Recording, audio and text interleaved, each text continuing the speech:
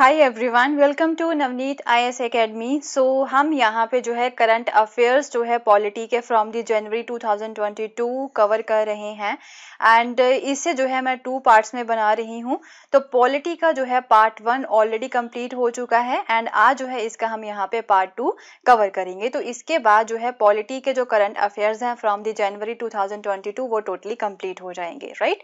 तो जो पार्ट 1 है इसका पॉलिटी का, उसका लिंक जो है ऊपर मैं आई के ऊपर दे दूंगी, तो वहां पे जाके डायरेक्टली आप इसे कवर कर सकते हो। सो उससे पहले आपको बता दूं कि ये जो है मेरे टेलीग्राम चैनल का लिंक है। इस पे आपको जो है daily news articles to read जो है the Hindu and Indian Express की उसकी इंफॉर्मेशन मिलेगी। लिंक इसका जो है वो नीचे मैं डिस्क्रिप्शन बॉक्स में भी दे चुकी हूँ, डायरेक्टली वहां पे जाके आप इसे फॉलो कर सकते हो, राइट। सो चलिए स्टार्ट करते हैं with the polity current affairs from the January 2022।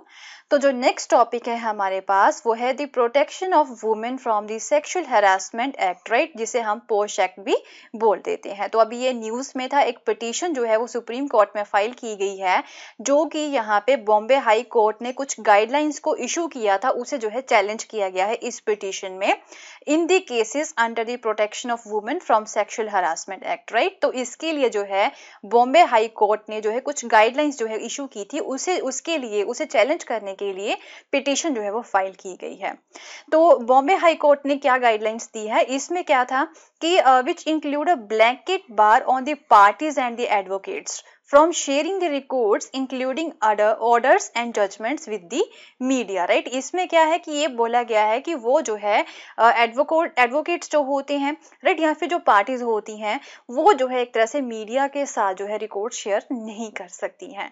तो इसके खिलाफ जो है कुछ पिटीशन जो है वो यहाँ पे फाइल की गई थी, डेट इज वाई जो है ये न्यूज में है एंड आपके लिए ये इंपॉर्टेंट हो जाता है। तो इसके बारे में पढ़ते हैं। The Protection of Women Against Sexual Harassment at the Workplace Act 2013, right। तो the act defines a sexual harassment at the workplace। तो ये जो है डिफाइन करते हैं कि वर्क प्लेस पे जो है सेक्सुअल हरासमेंट जो है किसे माना जाएगा, एंड फिर उसके लिए जो है एक मैकेनिज्म जो है कंप्लेंट्स के लिए, राइट, उस कंप्लेंट्स को रिड्रेस करने के लिए मैकेनिज्म को भी जो है ये क्रिएट करता है। एंड इवन जो अगर कोई फॉल्स या फिर मेलिशियस चार्जेस भी किसी पर्सन के ऊपर लगाए गए हैं ना, उसके लिए भी जो है ये सेफगार्ड्स प्रोवाइड करवाता है। तो हर एक एम्प्लॉयर जो होता है, राइट, वो क्या करेगा, अपनी कंपनी में जो है ना एक इंटरनल कंप्लेंट कमेटी बनाएगा। क्या बनाएगा? आईसीसी बनाएगा, इंटरनल कंप्लेंट कमेटी बनाएगा। कौन सा एम्प्लॉयर बनाएगा? जिसकी ब्रांच में या फिर जिसके ऑफिस में जो है 10 या फिर 10 से ज्यादा एम्प्लॉयज काम करते हैं। ऐसी ऑफिस में, ऐसी ब्रांच में जो है ना एक कमेटी जो होती है, इंटरनल कंप्लेंट कमेटी जो है वो बनाई ही जाएगी, राइट। तो ये जो कमेटी होगी ना, इसके पास पावर होगी। कैसी पावर होगी? जो सिविल कोर्ट्स की पावर होती है ना, for gathering the evidence, evidence को इकट्ठा करने की जो एक तरह से पावर होती है वो इसके पास होगी, कमेटी के पास, राइट। तो ये क्या करेगा? It required to provide for reconciliation before initiating an inquiry. तो उसके पास ये भी पावर होगी कि वो जो है कंसाइलेशन भी करवा सकता है पार्टीज के बीच में, कि अगर जो है आपस में वो सहमत हो जाते हैं या नहीं होते हैं, तो ऐसी कंसाइलेशन करवाने की भी वो कोशिश करेगा इंक्वायरी स्टार्ट होने से पहले। तो अगर जो है कोई भी एम्प्लॉयर इन चीजों को नहीं मानता है, वो कमेटी नहीं बनाता है, तो जो है उसके ऊपर पेनल्टीज भी लगाई जाएंगी एंड उसके लिए जो है यहाँ पे फाइन भी जो है रखा गया है। सो अगर जो वो पर्सन जो है रिपीटेड वायलेट करेगा इस चीज को, तो हो सकता है कि उसके बिजनेस का जो है लाइसेंस भी कैंसिल हो जाए यहाँ पे, या फिर जो उसकी रजिस्ट्रेशन है वो भी कैंसिल हो जाए। So on the other hand यहाँ पे डिस्ट्रिक्ट लेवल पे भी जो है ऐसी कमेटीज बनाई जाएंगी। तो स्टेट गवर्नमेंट जो है वो अपने डिस्ट्रिक्ट ऑफिसर जो होते हैं ना, उन्हें नोटिफाई करेंगे in every district who will constitute a local complaint committee. तो वो क्या बनाएंगे? यहाँ पे हर एक डिस्ट्रिक्ट में एलसीसी बनाएंगे, लोकल कंप्लेंट कमेटी बनाएंगे, so as to enable women in the unorganise sector. अगर यहाँ पे कोई अनऑर्गेनाइज सेक्टर है या फिर स्मॉल इस्टेब्लिशमेंट्स हैं, जैसे कि जो 10 एम्प्लॉय से छोटी वाली जो कंपनी है, यहाँ पे 10 से कम एम्प्लॉय हैं, तो वहां पे तो कमेटीज बनेंगी नहीं। तो उस इस्टेब्लिशमेंट्स की या फिर उन ऑफिस की अगर वुमेन के साथ कोई हरासमेंट होती है, तो वहां वो कहाँ पे कंप्लेंट करेंगी? वो इस डिस्ट्रिक्ट ऑफिसर वाली जो कमेटी होगी ना, लोकल कंप्लेंट कमेटी जो होगी, वहां पे जाके कंप्लेंट कर सकती है, राइट। सो नेक्स्ट यहाँ पे जो न्यूज है वो है the national commission for the protection of child rights. जिसे हम NCPCR भी बोल देते हैं। So the national commission for the protection of child right जो है उन्होंने वेस्ट बंगाल के चीफ सेक्रेटरी को बोला है कि जितने भी चाइल्ड केयर इंस्टीट्यूशंस है ना उन्हें क्या करना होगा, उन्हें जुवेनाइल जस्टिस एक्ट 2015 जो है ना इसके अंडर जो है रजिस्टर करना होगा, राइट। तो ऐसा बोला गया है उन्हें वेस्ट बंगाल के चीफ सेक्रेटरी को कि वो जो है जितने भी चाइल्ड केयर इंस्टीट्यूशंस है ना वहां पे उन्हें जो है वो जुवेनाइल जस्टिस एक्ट 2015 के अंडर रजिस्टर करवाएं। तो ये बोला गया है डैड कि ये मैंडेटरी है सभी CCIs के लिए, CCI जो चिल्ड्रन केयर इंस्टीट्यूशंस होते हैं कि वो जो है जुवेनाइल जस्टिस एक्ट के अकॉर्डिंग ही यहाँ पे काम करें। तो जो है यहाँ पे NCPCR है sought an action taken report from the state within the 10 days. तो उन्होंने ये भी बोला है कि यहाँ पे विद इन 10 डेज यहाँ पे जो है सभी लोग रजिस्ट्रेशन करवाएं इस एक्ट के अंडर, जितनी भी यहाँ पे CCIs हैं। ओके, तो अब देख लेते हैं इसके बारे में NCPCR है क्या। इसे जो है मार्च 2007 में जो है सेटअप किया गया था under the commission for protection of child right act 2005 and ये जो है इसके अंडर काम करेगा the Ministry of women and child development के अंडर जो है ये काम करता है। डेफिनेशन की अगर हम यहाँ पे बात करें कि चाइल्ड किसे माना जाएगा, तो वो एक ऐसा पर्सन होता है कि जो कि 0 to 18 ईयर के एज ग्रुप में आता है, उसे चाइल्ड माना जाएगा। एंड ये जो कमीशन है, राइट, कमीशन जो है वो ये मैंडेट करेगा डैट कि जितने भी पॉलिसीज हैं, जितने भी लॉज हैं, प्रोग्राम्स हैं एंड इवन एडमिनिस्ट्रेटिव मैकेनिज्म्स हैं, राइट, वो जो है चाइल्ड राइट पर्सपेक्टिव जो यहाँ पे कॉन्स्टिट्यूशन ऑफ इंडिया में इंक्लूड किए गए हैं उसके अकॉर्डिंग यहाँ पे काम करे। And also the United nation convention जो है on the rights of child उसके अकॉर्डिंग ही यहाँ पे जो है वो काम करे, उनके रूल्स एंड रेगुलेशंस को वो फॉलो करे। So under the RTE act 2019 जो NCPCR है उसके पास कौन कौन सी पावर है, वो क्या कर सकता है। So inquire into complaints about the violation of the law. अगर कोई भी यहाँ पे इस लॉ को वायलेट करता है तो वो यहाँ पे कंप्लेंट को इंक्वायर कर सकता है, इंक्वायरी करवा सकता है, किसी इंडिविजुअल को सम्मन दे सकता है एंड इवन जो है वो एविडेंस देने के लिए भी जो है डिमांड कर सकता है एंड इवन कुछ जो है मैजिस्ट्रियल इंक्वायरी भी जो है वो सीक कर सकता है एंड हाई कोर्ट या फिर सुप्रीम कोर्ट में रिट पिटीशन भी फाइल कर सकता है एंड गवर्नमेंट को जो है अप्रोच कर सकता है concern for the prosecution of the offender and recommend interim relief to those affected. And कुछ ऐसे पर्सन्स को जो है जिसके साथ गलत भी हुआ है उसके लिए इंटरिम रिलीफ जो है वो भी रिकमेंड कर सकता है। तो ये यहाँ पे इसके हक है, ये पावर्स है इसके पास, राइट, NCPCR के पास। तो कॉम्पोजिशन की बात कर लें, इस कमीशन में जो है कितने पर्सन्स होंगे, तो इस कमीशन में जो है एक चेयरपर्सन होगा एंड 6 मेंबर्स होंगे एंड इन 6 मेंबर्स में जो है एटलीस्ट 2 जो है ना वो क्या होंगी, वो वुमेन होनी ही चाहिए, बाकी जो 4 हैं वो मेन हो सकते हैं। So all of them are appointed by the central government for the 3 years. तो सभी को जो है यहाँ पे सेंट्रल गवर्नमेंट ही अपॉइंट करती है 3 साल के लिए।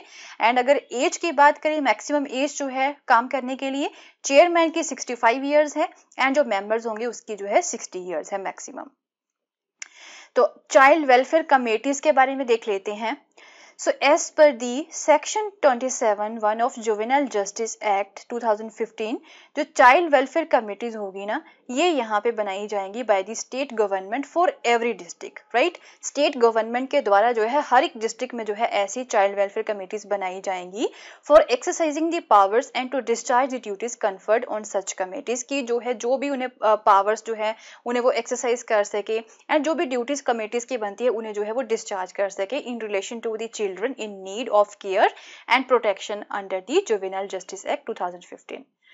तो इन कमेटीज की कॉम्पोजिशन क्या होगी, ये जो चाइल्ड वेलफेयर कमेटी है इसमें जो है कितने मेंबर्स हो सकते हैं, तो इसमें एक चेयरपर्सन होगा एंड 4 अदर मेंबर्स होंगे एज द स्टेट गवर्नमेंट में थिंक फिट टू अपॉइंट। तो यहाँ पे जो है कौन अपॉइंट करेगा, इसके मेंबर्स स्टेट गवर्नमेंट जो है वो अपॉइंट करेगी, राइट, स्टेट गवर्नमेंट ही यहाँ पे अपॉइंट करेगी इसे end of home at least 1 shall be of a women. तो ये जो 4 मेंबर्स है इसमें एटलीस्ट एक जो है वो वुमेन होनी चाहिए एंड बाकी जो है वो एक्सपर्ट होने चाहिए on the matters concerning the children, right. बच्चों के जो मैटर्स होते हैं उसमें जो है उन्हें एक्सपर्टाइज होनी ही चाहिए।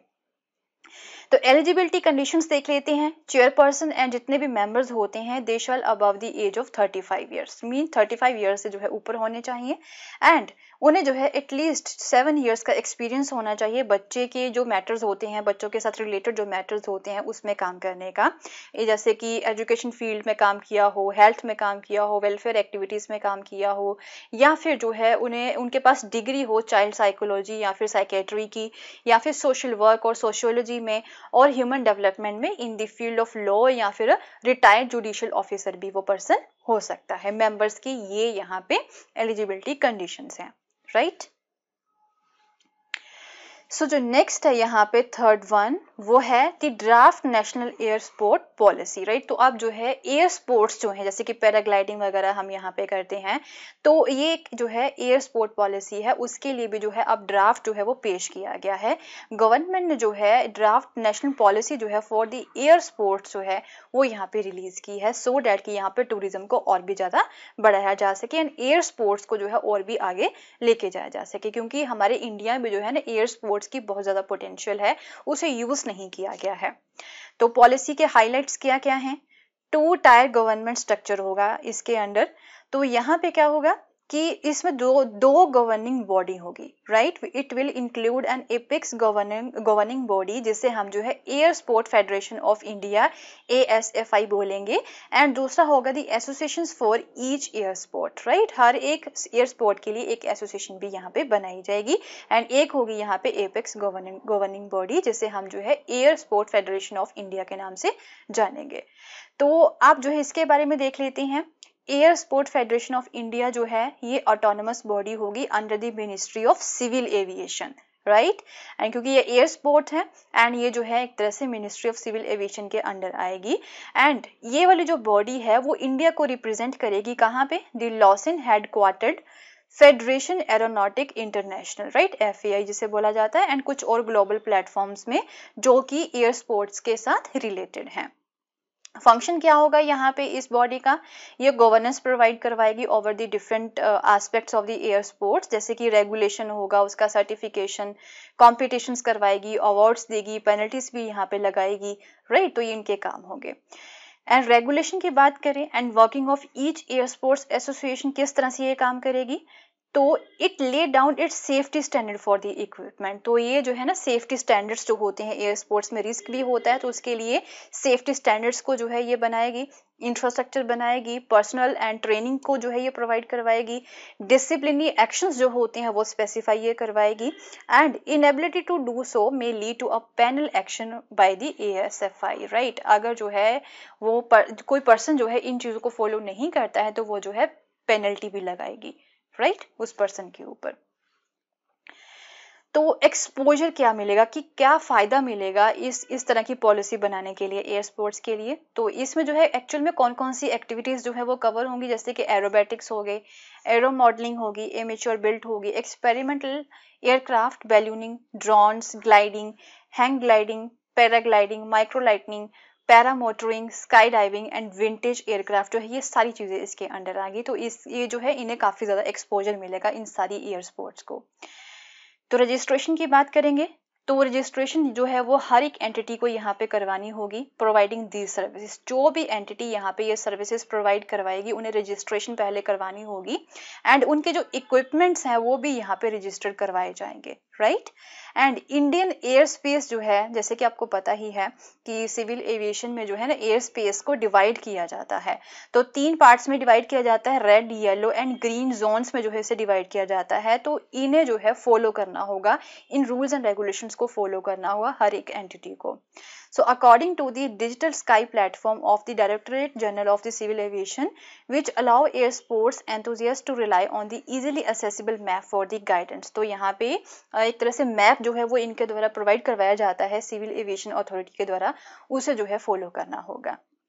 रेड जोन में जो ऑपरेशंस होंगे उसमें जो है परमिशन की रिक्वायरमेंट की जो है वो यहाँ पे जरूरत पड़ेगी फ्रॉम दी सेंट्रल गवर्नमेंट, अगर रेड जोन में जो है कुछ इस तरह की एक्टिविटी करवानी है तो जो सेंट्रल जोन यहाँ पे रहेंगे, तो जैसे कि आपको पता है कि इंडिया में कई सारे पॉपुलर एयर स्पोर्ट्स अट्रैक्शंस हैं, जैसे कि बीर बिलिंग हो गया हिमाचल प्रदेश में, Gangtok in the Sikkim, Hadapsar in the Maharashtra, Vagamon in the Kerala, फिर इन्हें जो है सेंट्रल जोन जो है डिक्लेयर किया जा सकता है for the air sports in order to ensure the safety of the manned aircraft, right. यहाँ पे सेफ्टी प्रोवाइड करवाने के लिए इन्हें जो है सेंट्रल जोन डिक्लेयर किया जाएगा। मीन गवर्नमेंट की नज़र में यहाँ पे एक तरह से ये सारे एयर स्पोर्ट्स वहाँ पे करवाए जाएंगे।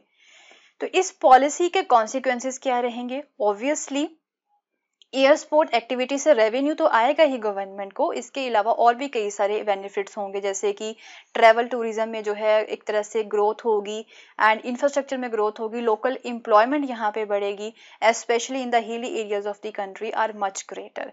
सो creating the air sport hub across the country will bring in air sports professionals.